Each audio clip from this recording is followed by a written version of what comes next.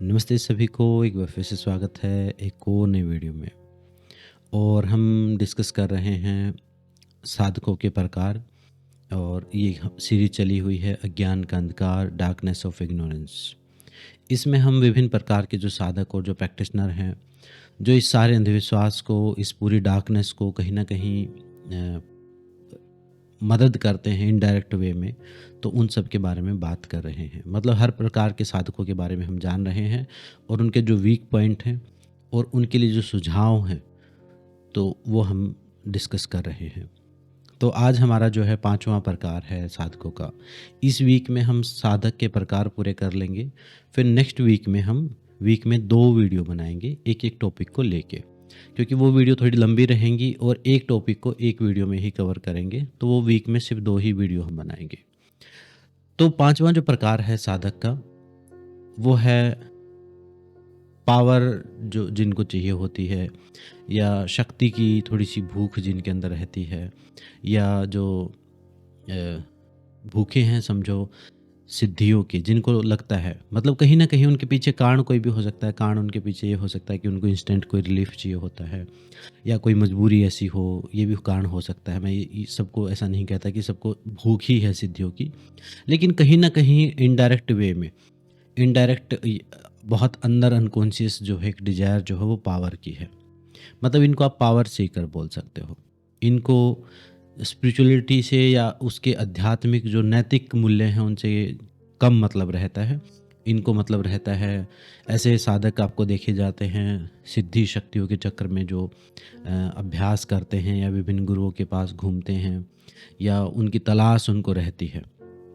सिद्धियाँ चाहिए होती हैं इनको, इंस्टेंट कुंडलिनी जागरण चाहिए होता है इनको, चक्रों की शक्तियाँ जागृत करनी होती हैं इनको, मंत्रों की सिद्धियाँ करनी होती हैं। इस प्रकार की जो शक्तियाँ हैं, या फिर तंत्र मंत्र में टोने टोटके या ओझा तांत्रिकों के पास जो लोग जाते हैं कुछ सीखने के लिए, कुछ पाने के लिए, किसी चीज़ को सिद्ध कर लेना है, विभिन्न प्रकार की आत्माओं को सिद्ध करना है। ये बहुत प्रकार के एक मतलब इनका मेन उद्देश्य जो रहता है वो कुछ मिस्टिकल सी चीज़ें सीखना और उनको प्राप्त करके अपने जीवन के उद्देश्य को, मोक्ष को तो बहुत कम ही कोशिश करेंगे, लेकिन ज़्यादातर वो जो गोल रहता है उनका वो भौतिक उद्देश्य ही पूरे करने होते हैं। कई बार ऐसा भी हो सकता है कि किसी की धन की लालसा है, तो धन की लालसा के लिए किसी लक्ष्मी की सिद्धि या कोई ऐसी शक्ति की सिद्धि करना चाहता है। हो सकता है कोई पावर किसी को चाहिए, किसी को मजबूत स्ट्रोंग होना है, किसी को बदला लेना है किसी से। तो वो ऐसे लोग जो होते हैं, या कहीं जो है थोड़ा खुद को पावरफुल दिखाना है, या बहुत प्रकार के जो साधक हैं इसमें गुरु बनना चाहते हैं कुछ लोग, तो वो इन सिद्धि शक्तियों के जो खोज में रहते हैं, तो इस कैटेगरी में वो सारे साधक आते हैं। इनका मुख्य जो लक्षण यही है कि इनको चमत्कारिक चीज़ें चाहिए होती हैं, इंस्टेंट चाहिए होती हैं, पावरफुल चीज़ें चाहिए होती हैं। तो इनका ड्रॉबैक जो होता है, थोड़ा नुकसान इनका क्या होता है कि ये फिर कहीं ना कहीं उस शक्ति की, उस सिद्धि की खोज करते करते करते करते एक लालच इनके मन में आना शुरू हो जाता है। और ईगो के, अगर मान लो वो मिल भी जाती है, इनको मिलने का मतलब है वो विभिन्न रूप होते हैं उनके, अगर वो इनको प्राप्त हो जाती है तो बहुत ईगोस्टिक हो जाते हैं। आज के दिन आप जितने भी थोड़े से ओझा तांत्रिक या थोड़े से जो गुरु लेवल पर जो बैठे हुए हैं, जो जिनके पास कुछ सिद्धियां हैं, आप उनकी बात या उनकी कोई वीडियो आप देख लेंगे तो आपको समझ में आएगा कि वो प्राप्त होने के बाद उनका ईगो लेवल जो बहुत हाई हो गया है। बहुत अलग ही प्रकार के वो साधना या योग या आध्यात्मिक व्यक्ति जैसी बातें ही नहीं करते। वो बातें बहुत ईगोस्टिक करते हैं, बहुत सीधे चैलेंजेस वो करते हैं। तो वो थोड़ा सा उसका नुकसान है, वो ईगो हाई हो जाता है तो फिर आध्यात्मिक जो ग्रोथ है वो रुक जाती है। दूसरा नुकसान ये है कि डायरेक्ट सिद्धि शक्तियाँ और इनके इनके जब इनको खोज करते हैं, तो जो नैतिक मूल्य हैं वो कहीं ना कहीं सेक्रीफाइस हो जाते हैं। जो एथिक्स हैं, जो आध्यात्मिकता के एथिक्स हैं, जो नैतिक मूल्य हैं, जो दूसरों की रिस्पेक्ट करना सिखाते हैं, दूसरों का सम्मान करना सिखाते हैं, दया करुणा प्रेम, वो सब जो है वो समाप्त हो जाता है उनके अंदर से।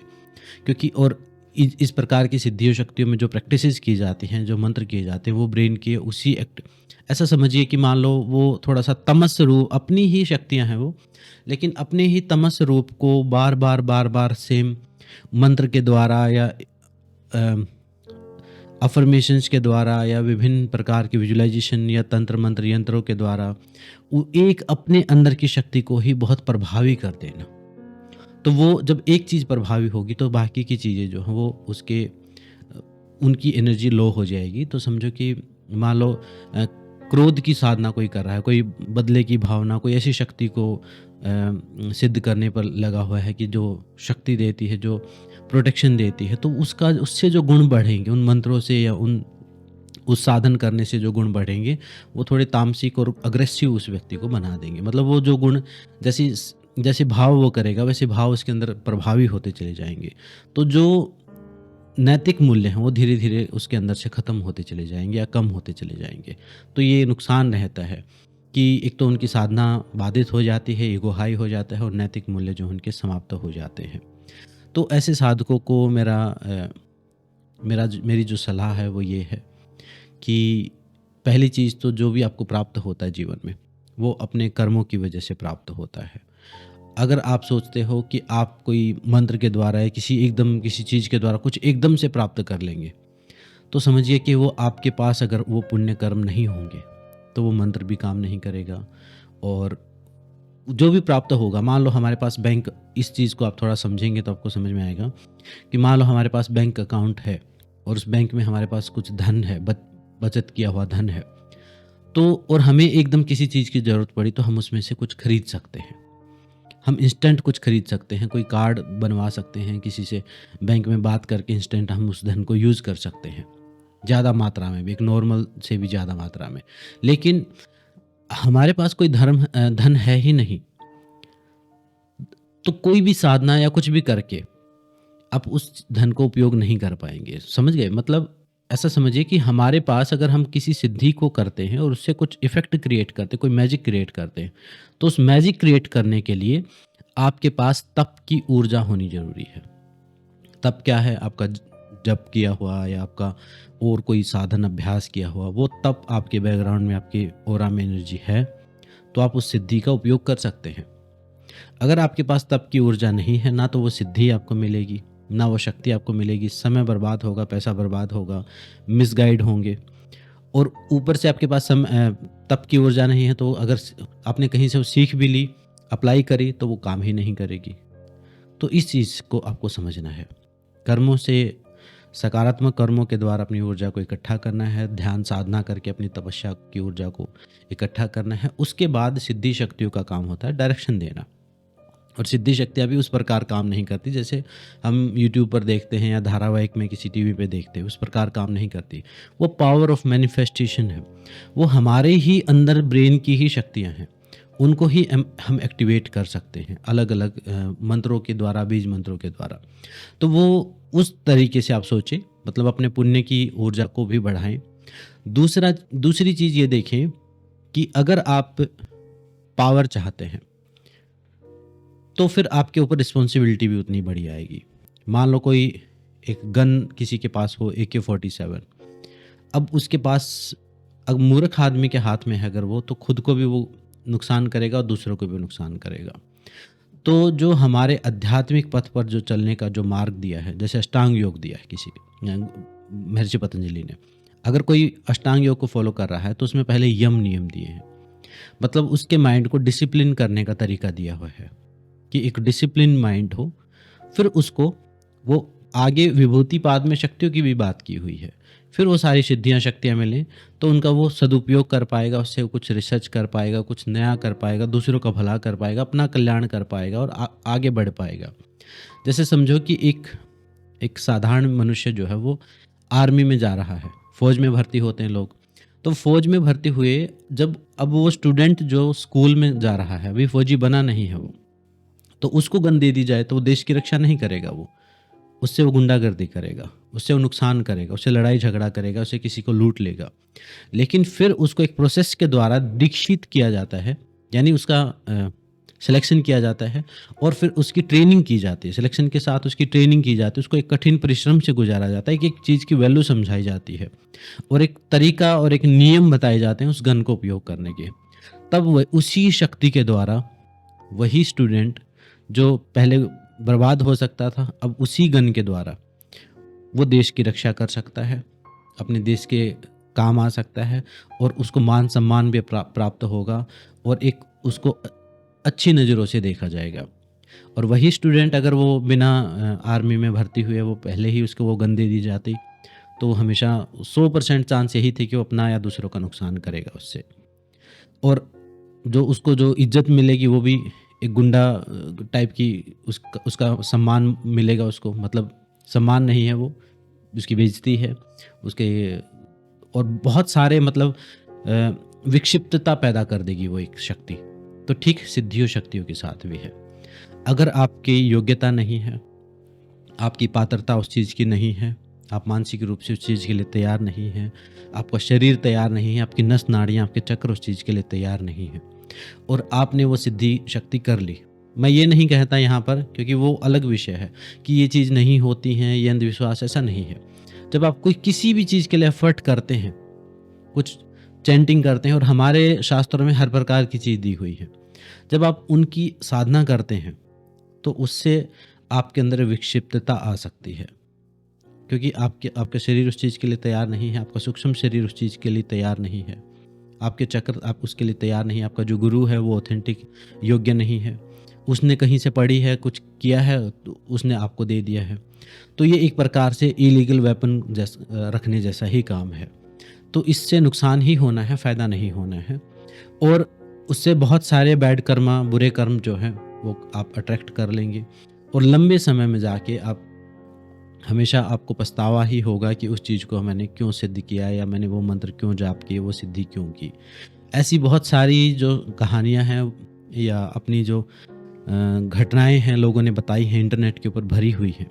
आप देख सकते हैं, वहाँ पर जाके देख सकते हैं, जिन्होंने ऐसा देखा देखी कुछ किया, एक टेम्परेरी मेहनत से बचने के लिए, आलस्य में, या किसी को कुछ साबित करने के लिए, किसी से बदला लेने के लिए, किसी को वश में करने के लिए कुछ इस प्रकार की क्रियाएं की हैं, तो उनको हमेशा दुख का ही सामना करना पड़ा है, उनको कष्ट का ही सामना करना पड़ा है। और उससे बाहर निकलने के लिए एक गुरु ढूंढना पड़ता है उनको पाने के लिए, और फिर दूसरा बड़ा गुरु ढूंढना पड़ता है उनको हटाने के लिए, कि मुझे कोई एक शक्ति मिल जाए, कोई सिद्धि मिल जाए, कोई बहुत दुनिया भर की सिद्धियां हैं। और आजकल गुरु ऐसे पैसे दे देते हैं कि इतने पैसे में ये, तो ना वो पैसा भी गया, वो सिद्धि भी नहीं मिल रही, वो तो सब फेक। जो क्योंकि लोगों को पता है कि एक लालच का एक व्यापार चला हुआ है कि किसी को कुछ भी कहो वो लाखों रुपए दे देते हैं इन चीज़ों के लिए। होता क्या है, कुछ भी नहीं। ना कहीं वो बता सकते, ना कहीं वो केस कर सकते, क्योंकि वो, और ना ही उस गुरु, एक डर भी साथ में रहता है कि भी जिस गुरु ने से सिद्धि ली है, कुछ दिया तो है नहीं, पैसे सारे ले लिए, और उसको कुछ बोला तो वो नुकसान ना कर दे। तो एक बड़ा ट्रैप ये है, बहुत बड़ा ट्रैप है ये अंधविश्वास का।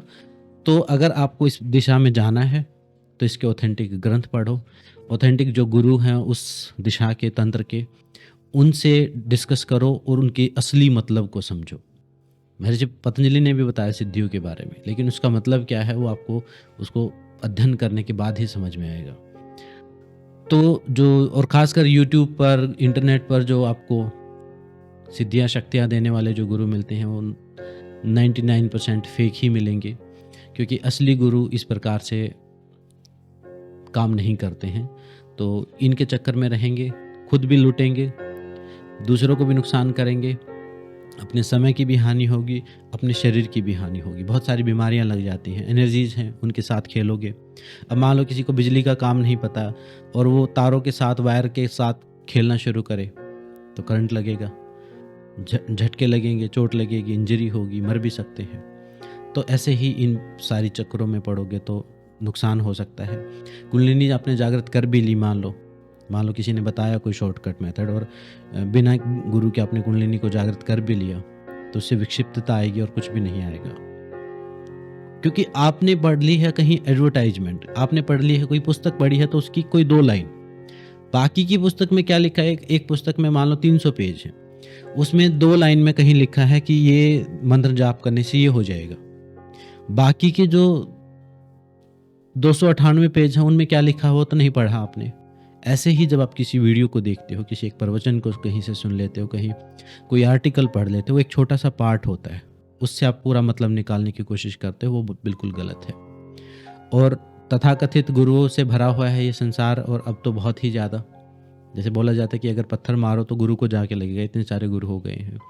तो इनके चक्कर में ना पड़ें, ऑथेंटिक वे में अपनी साधना करें, अपनी तपस्या करें, जो भी आप रास्ते से जाना चाहें, योग के रास्ते से जाना चाहें, ध्यान से जाएं, भक्ति से जाएं।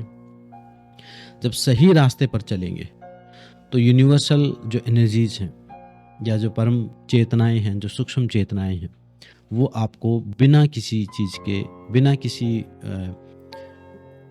अलग से साधना किए, आपको अलग, वो अगर आप प्योर हैं, आपकी साधना अच्छी है, आपका डेडिकेशन है, आपकी इंटेंशन अच्छी है, तो वो सिद्धियाँ आपको वैसे ही प्राप्त हो जाती हैं।